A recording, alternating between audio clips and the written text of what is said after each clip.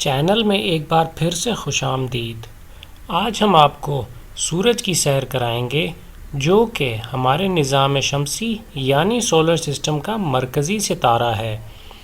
سورج مختلف گیسز کا ایک مجموعہ ہے جس کا وزن 3,30,000 ارتھس یعنی زمینوں کے برابر ہے۔ ہمارے سولر سسٹم کا 99.86% میس سورج کے اندر واقع ہے، جبکہ بقیہ 0.14% میس میں کل ملا کے سولر سسٹم کے تمام سیارے یعنی پلانٹس، کومیٹس اور ایسٹرائڈز سب شامل ہیں۔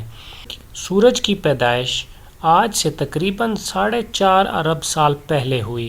سورج کا تقریباً 73% وزن ہائیڈروجن گیس پر مشتمل ہے، جبکہ 25% ہیلیم گیس اور باقی ماندہ وزن میں مختلف ایلیمنٹس جیسا کہ کاربن، آکسیجن، نیون اور آئرن شامل ہیں۔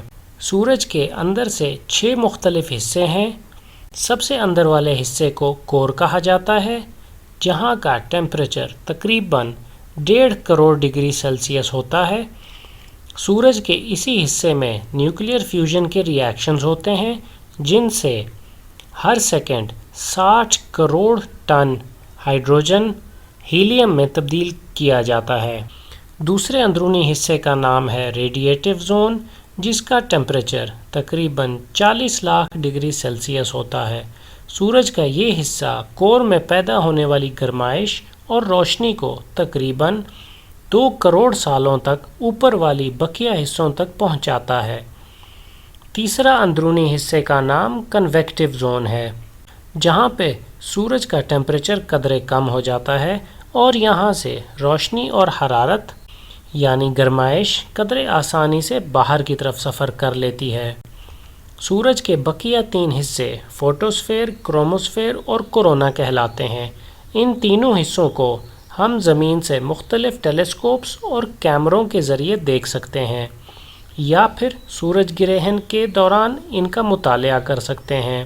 سورج کے ان باہر والے 2 حصوں میں ٹیمپریچر صرف 5500 ڈگری سیلسیس ہوتا ہے، جبکہ کورونا کا ٹیمپریچر تقریباً 20,000 ڈگری سیلسیس تک ہوتا ہے۔ سورج اس وقت ہائیڈروجن کے ایٹمز کو نیوکلیئر فیوژن کے ذریعے ہیلیم کے ایٹمز میں تبدیل کر رہا ہے اور اس کے ذریعے حرارت پیدا کر رہا ہے۔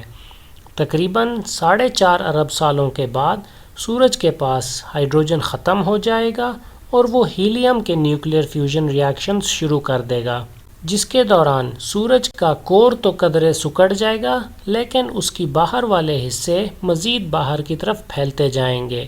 سورج کی زندگی کے اس فیز کو ریڈ جائنٹ فیز کہا جاتا ہے۔ اس موقع پر سورج اتنا پھیل جائے گا کہ اپنے قریبی 2 سیارے یعنی مرکری اور وینس کو اپنی لپیٹ میں لے لے گا اور ہماری دنیا سے بہت قریب فاصلے پہ رہ جائے گا۔ جہاں پہ سورج نے ہائیڈروجن کی فیوژن میں تقریباً 9 ارب سال لگائے ہوں گے، وہیں پہ ہیلیم کی فیوژن اور اس سے بڑے ایلیمنٹس کی فیوژن کا کام کچھ ہی کروڑ سالوں میں مکمل ہو جائے گا۔ اس موقع پہ ہماری دنیا یعنی پلانٹ ارتھ رہنے کے قابل نہیں رہے گی، اور اگر انسانوں نے تب تک کوئی اور سیارہ اپنے لیے تلاش نہ کر لیا تو انسان سورج کے اس پھیلاؤ کے دوران بالکل ناپید ہو جائیں گے۔ آخر میں کروڑوں سالوں کے بعد سورج اپنی باہر والی گیسز کو آہستہ آہستہ ایک پلانیٹری نیبولا کی شکل میں کھو دے گا اور خود ایک چھوٹے سے وائٹ ڈوارف کی شکل میں کھربوں سالوں تک زندہ رہے گا۔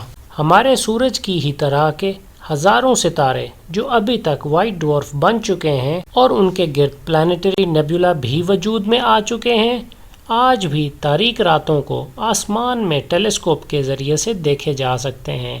شاید ایک دن کوئی خلائی مخلوق ہمارے نظام شمسی کی طرف دیکھتے ہوئے ہمارے سورج کی جگہ ایک وائٹ ڈوارف اور اس کے گرد ایسا ہی پلانیٹری نیبولا دیکھ سکے گی جیسا ہمیں آج بھی اپنی کہکشاں ملکی وے میں نظر آتے ہیں۔ ہمیشہ کی طرح دیکھنے کا بہت شکریہ۔